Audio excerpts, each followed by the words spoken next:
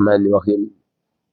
Alhamdulillahirabbil alamin. Allahumma shalli wa sallim wa barik ala sayyidina Muhammadin wa ala alihi wa sahbihi ajma'in. Tidak akan sempurna dakwahnya seorang dai, nasihatnya seorang mubaligh, pituturnya seorang masyayikh kepada muridnya, kepada jamaahnya, kepada umat,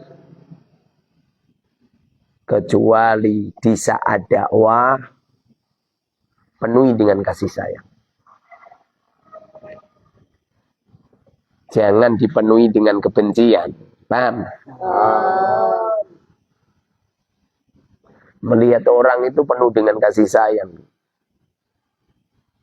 Jangan dipenuhi dengan kebencian, jangan dipenuhi dengan caci maki, dengan dipenuhi dengan framing-framing negatif. Enggak baik. Walaupun mereka mencaci maki kamu. Kalau mereka mencaci maki kamu, bukan berarti terus kamu boleh membalasnya. Enggak, jangan. Bedanya santri sama yang enggak santri seperti itu. Artinya kalau ada santri kemudian akhlaknya enggak terpuji. Senangnya melaknat orang. Senangnya membenci orang. Enggak benar. Siapapun orangnya. Lebih-lebih terhadap ulama. Karena sesungguhnya organ tubuh ulama beracun. Kalau enggak percaya bertiga. Banyak orang hidupnya sengsara. Gara-gara baca suudun kepada ulama. Mencaci maki kepada ulama. Membenci dengan ulama. Kalau beliau aku yakin kalau benar-benar ulama enjoy. Percaya enggak? Ya. Hidupnya akan bahagia, akan happy. Gak mungkin.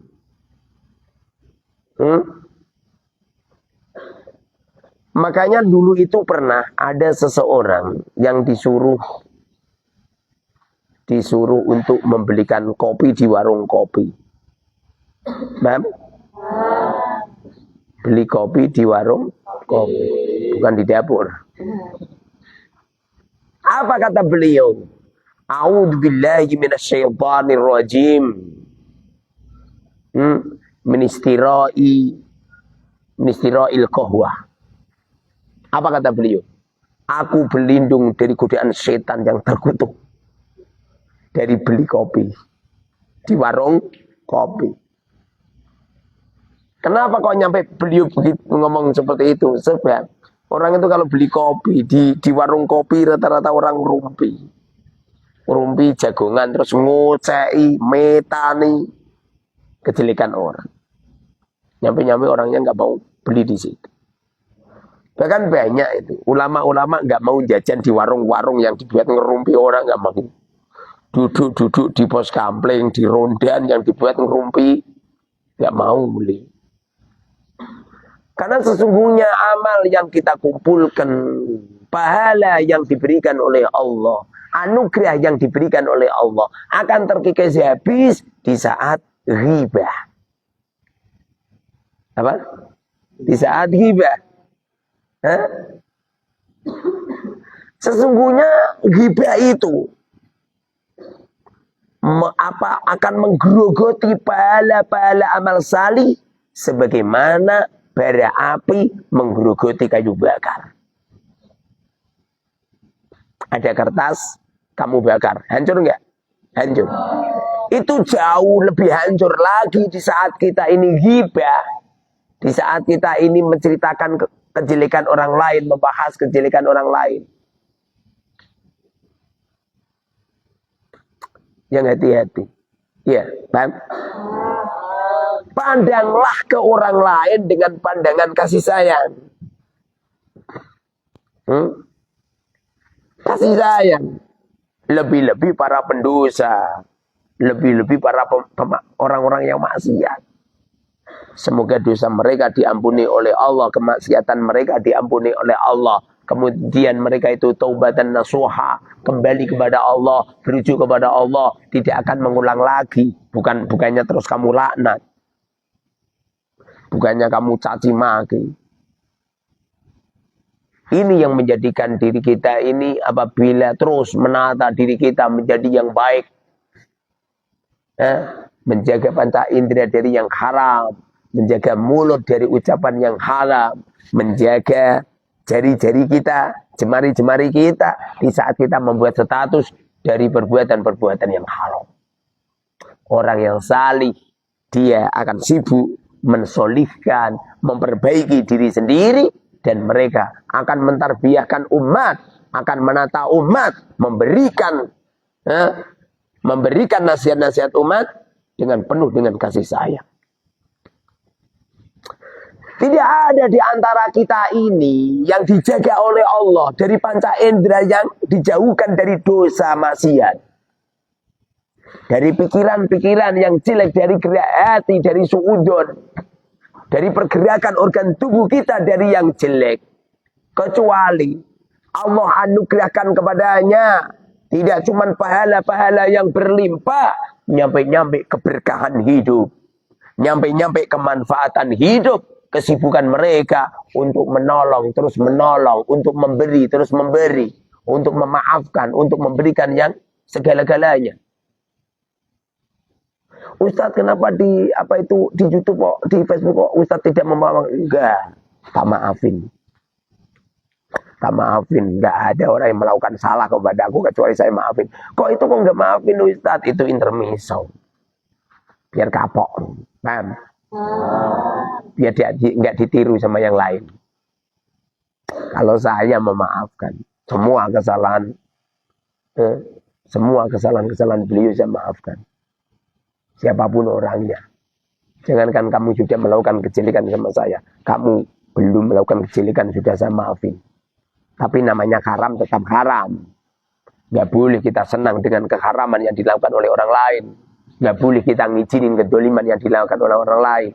Tapi apapun kesalahan mereka, kita maafin. Organ tubuh ini kalau sudah dipenuhi dengan kebajikan, Masya Allah Kang, dia akan sibuk memberikan orang lain yang terbaik.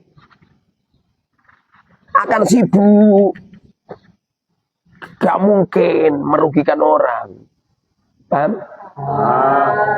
Walaupun saya fakir yang semacam ini, apabila saya ini ngisi pengajian mulai sekarang. Rencana saya pengen bawa uang, lalu uang itu saya bagi-bagikan. Lalu saya akan mendengarkan jeritan-jeritan umat. Lalu akan kuperhatikan apa kebutuhan mereka. Semuanya ada seseorang yang tanya, Ustadz, kami punya hutang di BRI Ustaz sekian miliar, maka saya akan tebus hutang itu walaupun baru cuma 100.000. Ini kan luwung. 1 miliar kalau 100.000. Jadi 1 miliar enggak? Enggak. Berkurang kan? Berkurang. Luwung. Malah yudrakuluh, la yudrakuluh. Kalau tidak bisa menyelesaikan semuanya, setidaknya ada sedikit yang terselesaikan. Paham? Orang itu kalau salih Kang, dengerin Kang. Masya Allah, pergerakannya ini loh. Lihat bajunya temen itu loh, tak cucikan bajumu ya gitu loh. Orang kok malah marah-marah. Ini kambingnya siapa tak gue ada sampah.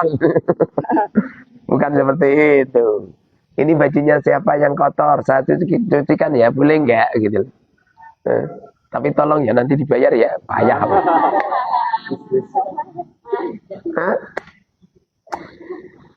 Dengerin. Bila mana Allah telah mengikis dosa seseorang dari ujung kakinya sampai ujung rambutnya.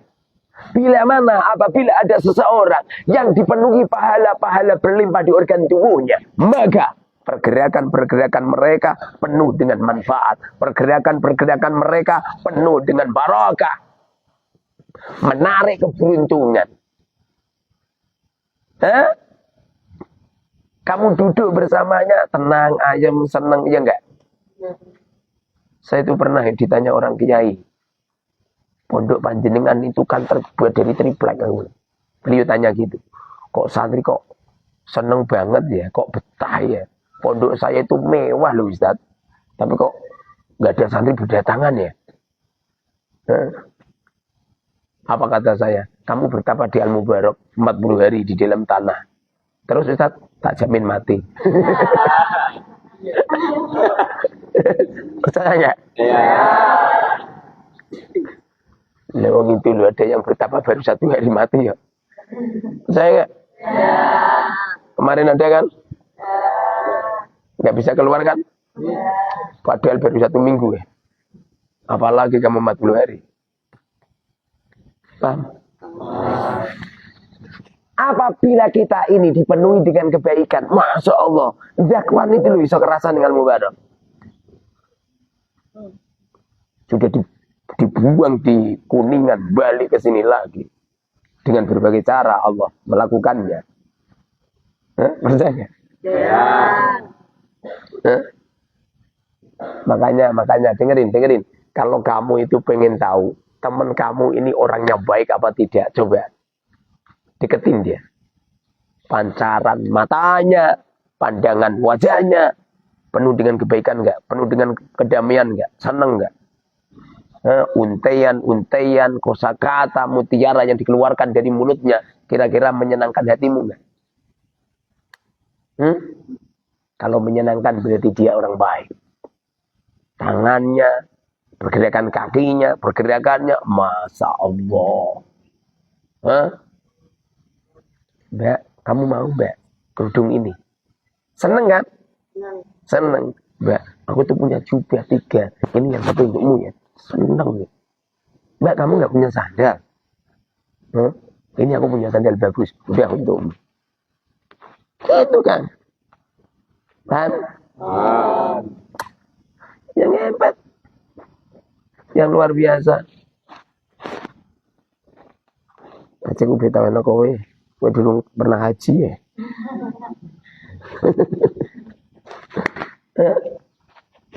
Yang hebat, yang senang, yang luar biasa.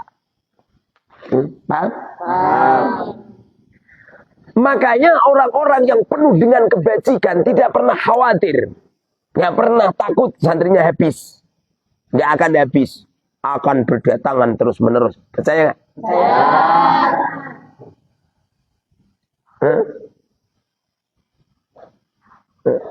Akan didatangkan oleh Allah walaupun diboyongkan orang. Nggak apa-apa. Seneng aku.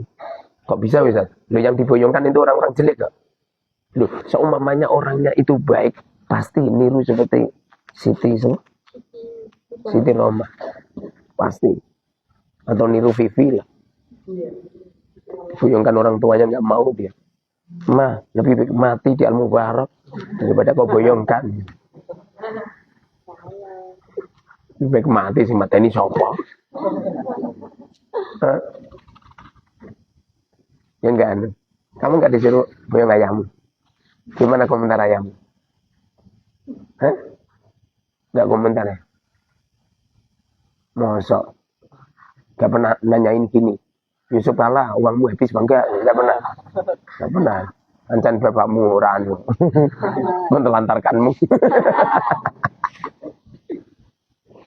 Paham kan?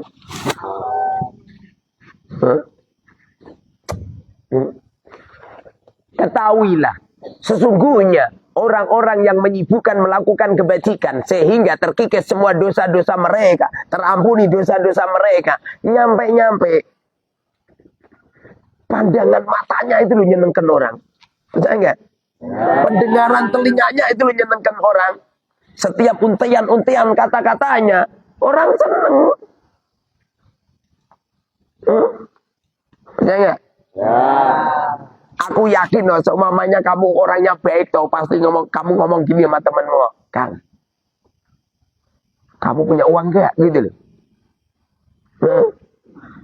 Aku yakin loh temenmu mendengar kata-kata seperti itu, tok seneng loh. Walaupun setelah itu temenmu ngomong gini, kamu nggak punya uang, nggak punya. Sama, saya juga nggak punya. Minimal kata-kata yang tadi itu seneng itu, paham? Loh, mau ngomong gitu toh, itu dia luar biasa. Apalagi nyampe aku ini dikirimin ayahku 200.000, udah, yang 100.000 untukmu, yang 100.000 untukku. Hah? Ngono iku masih nyari temennya lagi. Kamu punya uang enggak? Enggak punya. Udah, ini aku dikirimin ayah tuh. 200.000, tapi tinggal 100. Udah 50 untukmu, 50 untukku. Loh, tidak selesai kok. Tanya sama yang lain kok. Kamu punya kiriman gak? Duh, udah lama nggak dikirimin ayahku. Udah, ini aku udah 50.000, udah 25.000 untukmu, 25.000 untukku. Nemuin temennya lagi. Kamu punya uang nggak? Nggak punya. Udah, ini aku punya 25.000, udah separuh ya. Yang 15.000 untukmu, yang 10.000 untukku. Nemuin temennya lagi. Kamu punya uang nggak? Nggak punya. Udah, ini aku punya uang 10.000, 5.000 untukmu, 5.000 untukku.